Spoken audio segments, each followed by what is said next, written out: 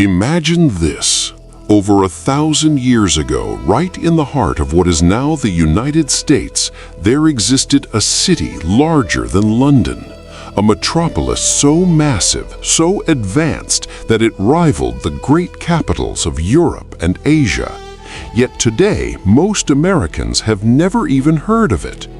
This is Cahokia, and its story is one of the greatest mysteries in North American history.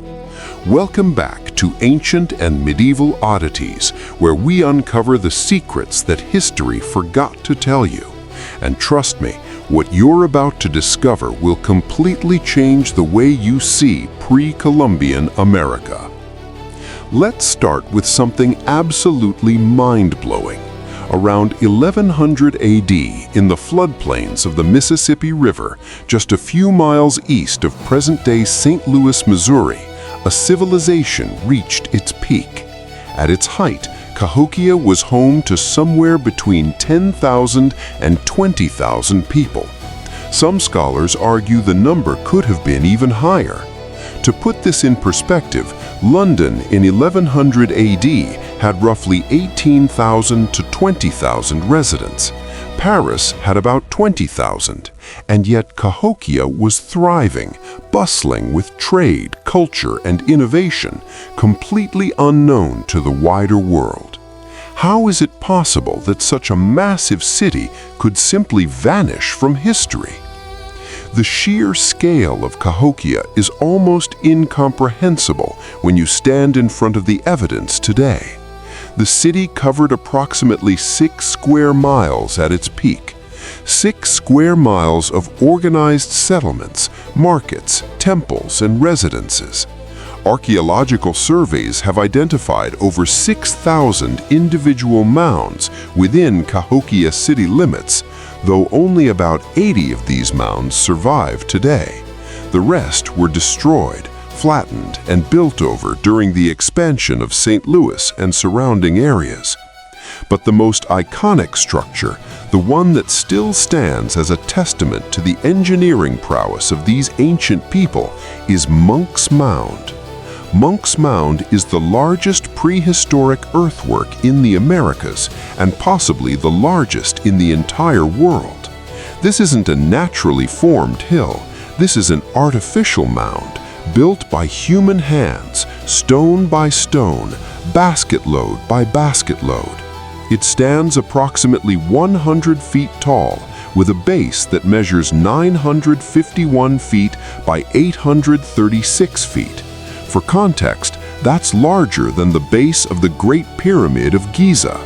The entire structure contains an estimated 22 million cubic yards of earth, all moved and placed without the use of wheels, without draft animals, and without any written plans or blueprints. How did they do it? The construction of Monk's Mound likely took over 300 years to complete. That's 300 years of continuous labor, generation after generation, all contributing to this single structure. Archaeologists believe it was built between approximately 1000 and 1300 AD, with the most intense construction occurring between 1050 and 1200 AD. The mound has 4 terraces, each one carefully engineered, and at the summit there once stood a massive wooden structure, possibly a temple or administrative building, the purpose of which we can only guess at today. But Monk's Mound is just the beginning. Cahokia was a sophisticated urban center with planned streets, residential quarters, craft production areas, and what appears to be an astronomical observatory. Yes, you heard that correctly. Archaeological evidence suggests that the ancient Cahokians created what's known as Woodhenge, a circle of wooden posts that aligned with the sun during the solstices and equinoxes. This wasn't random construction.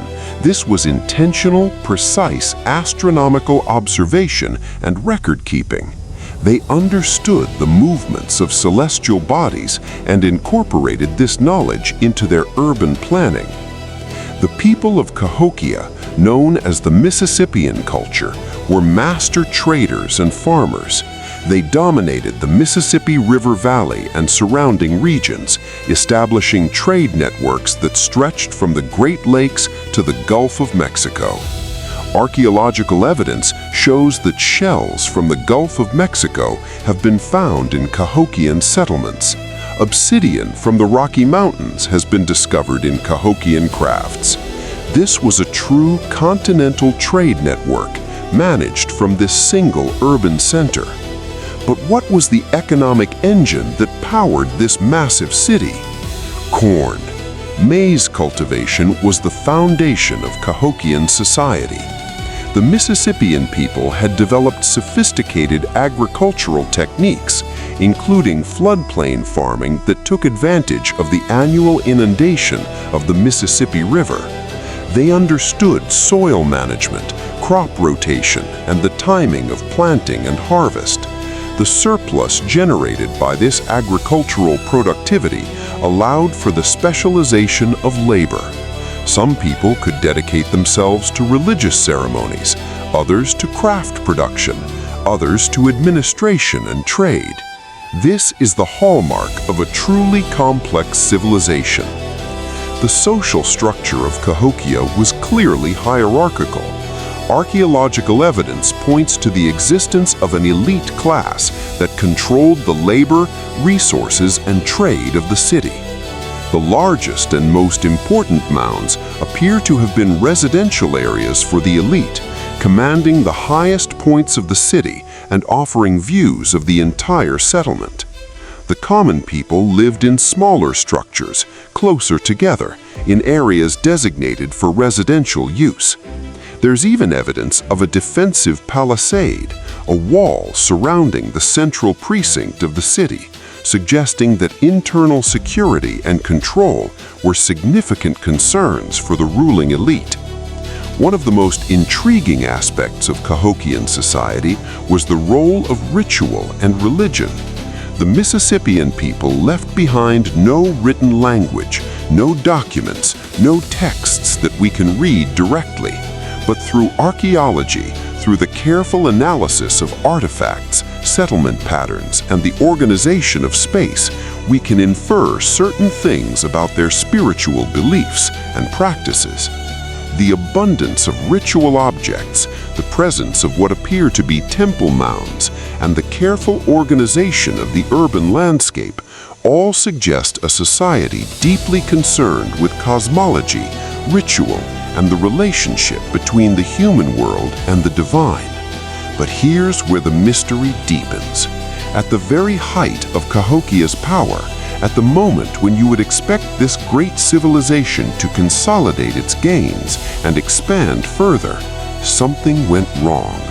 Between 1250 and 1350 AD, Cahokia entered a period of decline. The population began to decrease. Construction of new mounds slowed. The evidence of centralized authority weakened. By 1400 AD, Cahokia was completely abandoned. The magnificent city, the urban center that had dominated North American civilization for over 200 years, was left to decay and return to nature. What happened? Why did such a powerful civilization collapse so suddenly?